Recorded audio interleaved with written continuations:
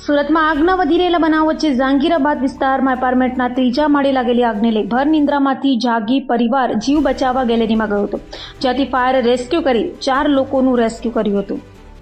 ઝાંગીરાબાદ ખાતે આવેલ વૈષ્ણવ દેવી blue bills એપાર્ટમેન્ટમાં બી બિલ્ડિંગમાં ત્રીજા માળે 302 નંબરના ફ્લેટમાં 48 વર્ષીય વિનોદભાઈ પટેલ પરિવાર સાથે રહે છે।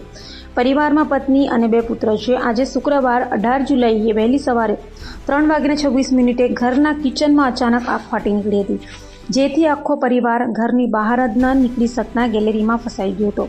વૈષ્ણવ દેવી બ્લુ બિલ્સ એપાર્ટમેન્ટમાં બી બિલ્ડિંગમાં ત્રીજા માળે આગ લાગવાનો અને માણસ ફસાયેલા હોવાનો કોલ સુરત ફાયર કંટ્રોલ રૂમને મળ્યો હતો, જેથી તાત્કાલિક ફાયર કંટ્રોલ રૂમ દ્વારા મોરાભાગળ, પાલનપુર અને અડાજણ ફાયર સ્ટેશનને આગ અને બચાવનો કોલ આપ્યો હતો।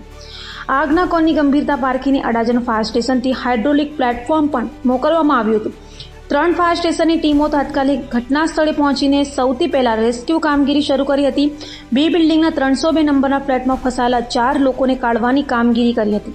ફાયર એન્જિન 302 નંબરના ફ્લેટની પાછળ આવેલી ગેલેરી નીચે લાવવામાં આવ્યું હતું। 35 ફૂટના લેડરથી ફાયરના જવાનો દ્વારા વિનોદભાઈ પટેલ, માયાબેન વિનોદભાઈ પટેલ, નંદન વિનોદભાઈ પટેલ અને કશ્યપ વિનોદભાઈ પટેલને ત્રીજા માળની ગેલેરીમાંથી સહી સલામત નીચે ઉતાર્યા હતા અને ત્યારબાદ આગ બુઝાવવાની કામગીરી હાથ ધરી હતી। આગમાં કોઈ જાનહાનિ થઈ ન હતી, જો કે ફ્લેટમાં ભારે નુકસાન થયું હતું।